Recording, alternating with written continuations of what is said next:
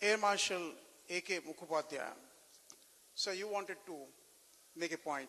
That's what you told me.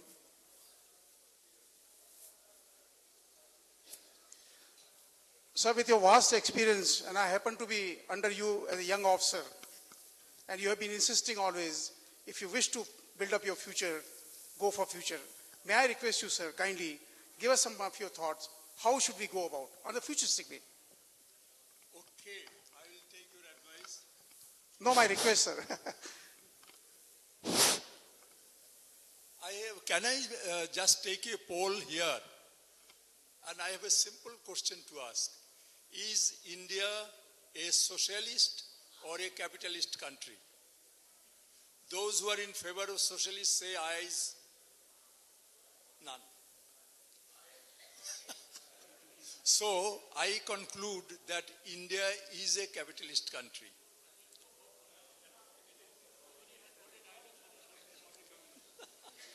Okay. So since this is neutral, I only leave it as a question. Mic close to your mouth. Mic, sir, close to your mic. थोड़ा नजदीक करना पड़ेगा. You can't hear. हाँ. I only pose it as a question that Indian constitutional authorities, including the Supreme Court judges, are liable for contempt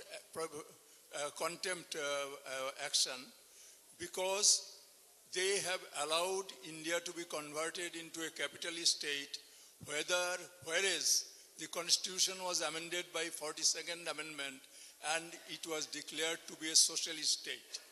So this is the first question I want to make, and I want those who want to be arraigned and declared culpable for converting India into a capitalist state to stand up and be counted.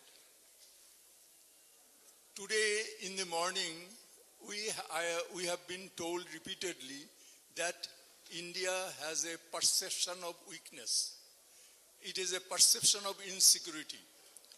I beg to submit, it is not a perception. It is an actual reality. And how to measure the military strength of a country? You don't count the number of soldiers, it doesn't matter.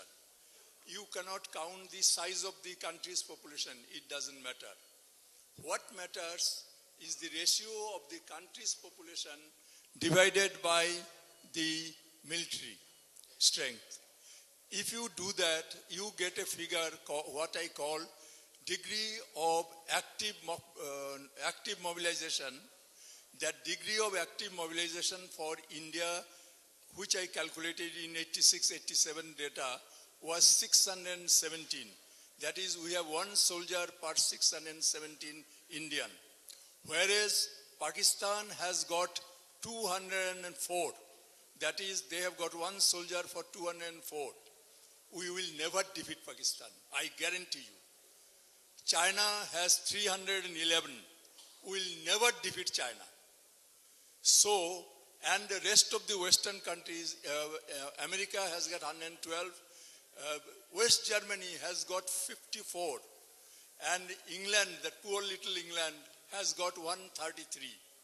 So, the 13 countries, 12 countries excluding India that I counted, we are not going to defeat any of them, because history says that if the degree of mobilization is low, you do not defeat the country which is of higher mobilization. Your examples are plenty. Take the case of China and Vietnam. During the defeat of the Americans in Vietnam, they defeated China also on the bargain. What they did, the Chinese wanted to teach a lesson to these Vietnamese, and 30,000 Chinese troops entered one valley. The Vietnamese just butchered them. So the point is, sir, that you want the armed forces' strength to be increased. Yes. Fine, sir. Point taken, sir. You don't want You want to increase, sir? Increase by what? No, that will be worked out, no, sir. We can't work out here. No? You are not going to work out. You are going to have one soldier per 50 men.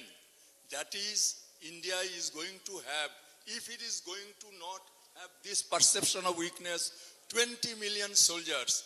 Right, sir. Point taken, sir. Point taken. That has got another economic bargain in it. 20 million soldiers means 420 million employed men, because for every soldier you need 20 men to service them. You will have unemployment nil, not nil, unemployment will be negative. And you will have to import people from Pakistan, Bangladesh, Vietnam and whatever country you want to service your military. This is the country that I want as the secure country. Thank you, sir. May I submit? Thank you, sir. Grateful to you. Yeah, grateful to you, sir. I was his young officer under him. He served. How much time we have, sir? Yeah. We have exactly 13 minutes left to ourselves before the next event start, and you would like to have some break. वीर रस की कविताएं हमारा इंतजार कर रही हैं, और जब वीर रस सामने आता है तो तर्क काम करना बंद कर देता है, ऐसी मेरी मान्यता है. गलत हो सकती है. So I'll go as per the sequence in which I have taken down the number, and may I request Shri Ramakrishna ji, you wanted to make a point. Shri Ramakrishna ji.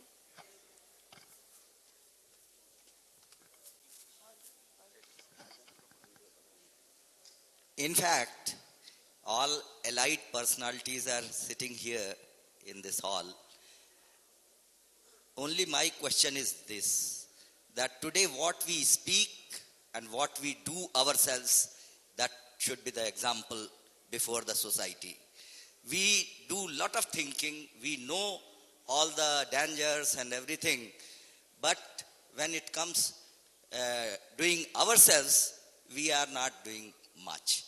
I am just thinking, कभी लोग बोलते हैं conversions हो रहे हैं, गांव में, वनों में क्रिश्चियन मिशनरीज कन्वर्ट कर रही हैं. हम क्या करते हैं? हम कितना जाते हैं उनको? आज हम राष्ट्र के बारे में इतना बोलते हैं कि ये डेंजर्स हैं. हम कितनी पब्लिक को ये समझाते हैं?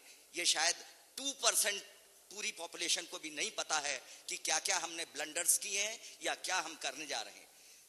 और ये रोज होता है, फिर भी हम क्या करते हैं? अगर हम जितने रिटायर्ड लोग हैं या जितने लोग और एक्टिव हैं अपनी फील्ड्स में, अगर वो अपने अपने क्षेत्र में भी काम करें जाकर और लोगों को ये एजुकेट करें कि क्या हमारी प्रॉब्लम्स हैं, I think the question can be solve very easily, and the government will be compelled to come down to the terms and condition of the public if the public comes on the road with these ideas. Thank you, sir. Thank you. I am just telling that सेवा समर्पण संस्थान है हमारा, एक चलने वाला ऐसा ही एक कन्वेंशन की तरह एक विंग है, वैसा ही वनवासी कल्याण आश्रम है. हम उन वनवासियों के बीच में काम करते हैं या उन वनवासियों के बीच में जाते हैं, हम क्या जानते हैं कि वो कितनी गरीबी से गुजर रहे हैं? उनके बच्चों को कोई एजुकेशन नहीं है.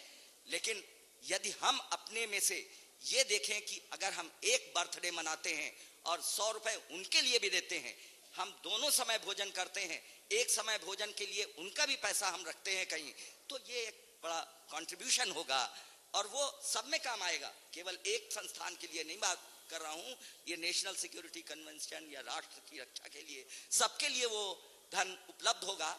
और हमारी कथनी और करनी में फर्क नहीं होना चाहिए. जो हम कहते हैं वही हम करें. जब हम करेंगे अपने आप प्रॉब्लम सॉल्व हो जाएंगी. इस्राइल का एग्जाम्पल सबसे बड़ा एग्जाम्पल है.